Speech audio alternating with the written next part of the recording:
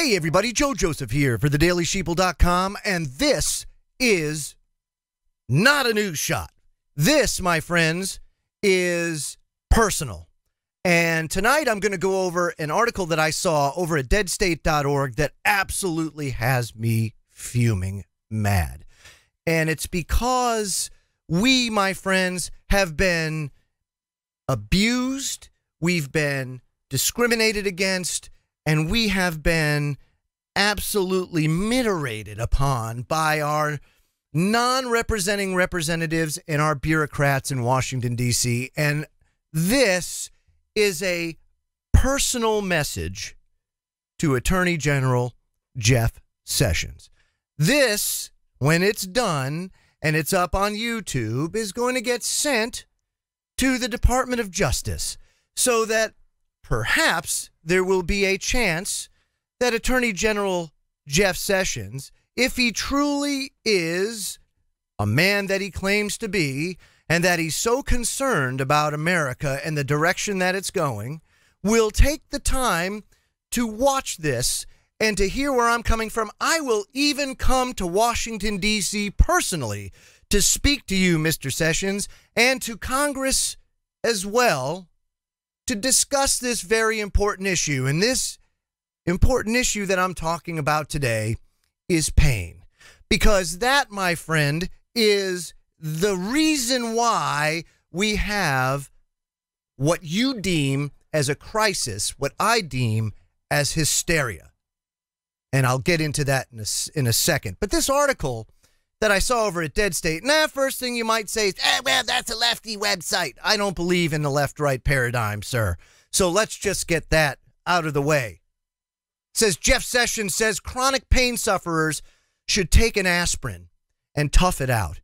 Sir, if that isn't the most ignorant thing I think I've ever heard somebody say, if it is not the most cruel and the most discriminatory thing that I've ever heard in my life, I don't know what is. And I will get into that in a second. It says, during an address at the U.S. Attorney's Office in Tampa, Florida this week, Attorney General Jeff Sessions said that the people who suffer from chronic pain should simply take an aspirin and tough it out. First of all, I want to say, sir, that is a statement made out of complete and total ignorance, that you obviously have never felt true pain in your life. And if you did, you wouldn't be saying something as idiotic as that. I also want to make it clear for the record that I'm a former civil servant and a veteran of the United States Navy, something I am extremely proud to be, even though after the fact I learned that I too was just basically a vessel to promote the special interests across the globe. That's what we did. Sessions, it says, whose opposition to medical marijuana is well known, which, sir, I will include in the description box below, our own government's investigation into marijuana and what the recommendations were. This was back when President Richard Nixon was the president of the United States and had a problem and an issue. His issue, of course, was the Vietnam War. Specifically, it was the hippies and the people opposed to the Vietnam War that he was so concerned about. And all of these talking points that you spew without even thinking about or taking the time to research, it's the same things that you parrot, is the same things that Richard Nixon was parroting or saying back in 1972. It says here that your next statement demonstrated the profound misunderstanding and oversimplification of chronic pain sufferers. It says here, you said, people need to take some aspirin sometimes and tough it out. You can get through these things. Let me give you a personal story here, just so that we can make sure you understand the true nature of the problem that you've created. My wife is a chronic pain sufferer, one that you say should just take an aspirin and tough it out. When my youngest daughter was born, my wife hemorrhaged during delivery. causing catastrophic bleeding. If the doctor didn't take life-saving measures, instantly, the way that he did, she would be dead, and my kids would be without their mother. But he did so in the process of saving her life. He permanently injured her pelvis, something that I don't fault him for.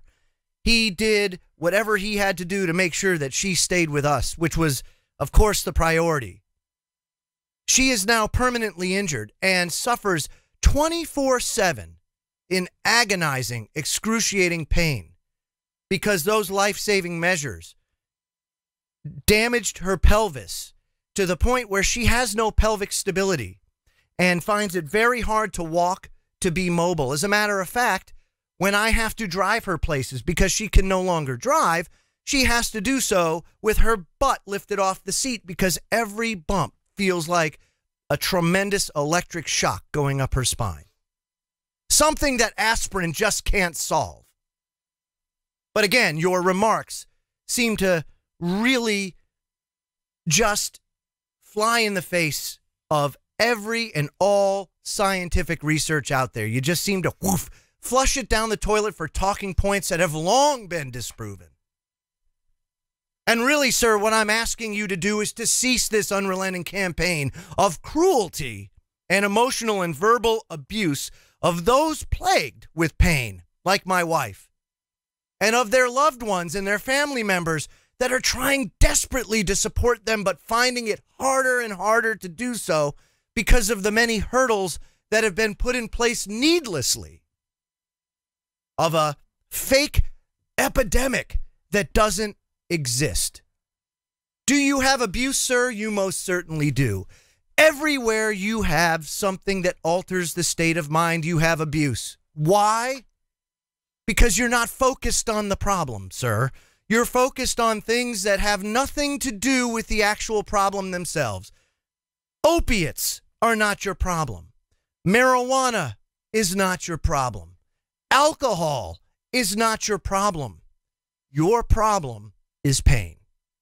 Your problem can't be measured by the amount of money somebody makes or the amount of GDP a nation produces. Something that up until now and today and in the past has always been that measure of success. Why, if the economy's going well, well, then America must be going well. And that, unfortunately, sir, misses the mark in so many ways. The health of America depends on three things: our physical health, the health of the American people physically, the health of the American people emotionally, and the health of the American people spiritually. If there is a void within any of those three areas, people seek to fill it with other things. And if they find it opiate is something that they fill it with, then that's what fills the void. If it's alcohol, that's what fills the void. But we cannot ignore the proven medical uses of all of these substances, even alcohol. It used to be that NyQuil had alcohol in it, and then everybody went, oh, you can't have that. Anything that seems to limit Big Pharma's ability to make a lot of scratch, one of your campaign contributors, why then what happens? It goes away. It gets put on the controlled substances list of banned substances or scheduled substances. It is absolute garbage. And to be quite frank with you, sir, this is nothing more than petty bully tactics and cowardly bully tactics at that. Because you go and bully people without even looking into the facts, into the scientific research, and ask for the life experience. Ask for the real stories of the people who are suffering in chronic 24/7 pain. Millions of hardworking Americans that suffer in silence because of you.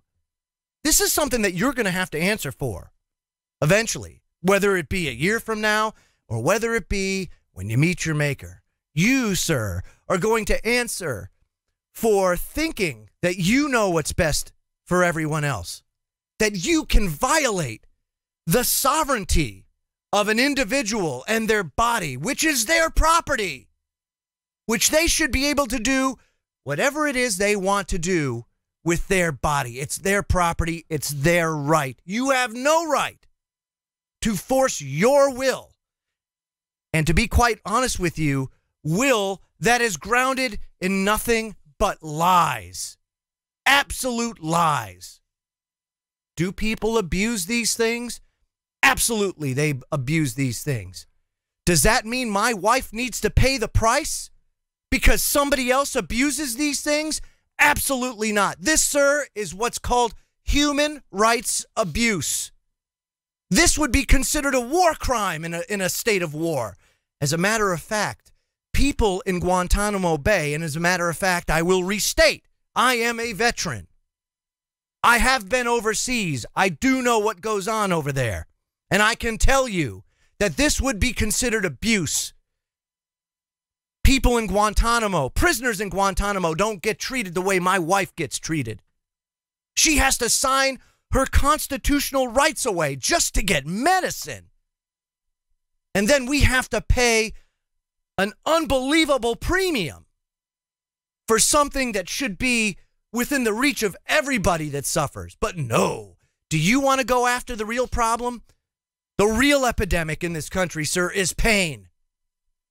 And this cannot be measured by economic prosperity. It can only be measured by true, independent, scientific research grounded in fact, not fiction. It's unbelievable. You continue to just pander to your special interest bubbas. Think about it. Who's one of your major contributors? The lawyer lobby. We can go back and look at all your contributions, and I did. As a matter of fact, folks, opensecrets.org is a great place that you can go and look at the cornucopia of facts regarding campaign contributions and voting records. And I got to tell you, sir, you're not really batting 1,000 with your voting records and certainly who you take money from. And I have to ask, what will you do when the things and decisions that you've made in your position of power come to bite you in the butt when your wife or your child or another loved one falls prey to chronic pain? When they are faced with an irreparable injury that they now have to live with for the rest of their life and suffer horribly. My wife cries on a daily basis because she can't be the mother that she wants to be. She could be the mother that she wants to be, but you keep that from her, sir. She wants to be a contributing member of society, but she can't be because you take that away from her, sir, like a cowardly schoolyard bully that you are. You have no regard for the facts. And I'm asking you today, if you are so behind this statement, this aspirin statement, this asinine aspirin statement that you've made, I'm going to challenge you to do one thing. Since you're in Washington, D.C., I would like you to go to Walter Reed Hospital. And I want you to go and confront one of our vets that have returned from overseas that's missing a limb or limbs or facing an unbelievable uphill battle for the rest of their life because they have been maimed by these illegal wars that pander to special interests. I want you to go to them and say, suck it up and take an aspirin. Suck it up and take an aspirin. Tell him that he's not a man or a woman. Tell them that they're just being, pansies, if you will. I dare you to go and confront them and ask them that. Go ahead, take an aspirin and see what happens. You've made unbelievable opposition with your stance, ignorant stance on this very, very important issue. And I can tell you, my friend, I'm not going anywhere. As a matter of fact, you have made me bound and determined to make change, and I will do everything in my power to ensure that your campaign against the well-being of millions of Americans is unsuccessful and ends in a total failure. I will do everything in my power to stop you. And if you want to do this the right way, I will gladly come to Washington, D.C. and help you understand the true nature of the problem and how to fix it, because I know how to fix it. So the ball's in your court, Attorney General Jeff Sessions. What are you going to do? But at a minimum, sir, I demand an apology. I demand an apology for how you've treated the millions of Americans out there that suffer silently in pain, and I demand an apology for how you've treated my wife and disrespected her. You, sir, are a cowardly, pathetic excuse of a human being, and I have absolutely no respect for you right now. I hope and pray that you decide to do the right thing and to listen to science and to listen to the will of the American people. I'm Joe Joseph. This was thedailysheeple.com's Not a News Shot. Feel free to comment below and visit our website at thedailysheeple.com. Hashtag Wake the Flock Up. Have a great day, everybody.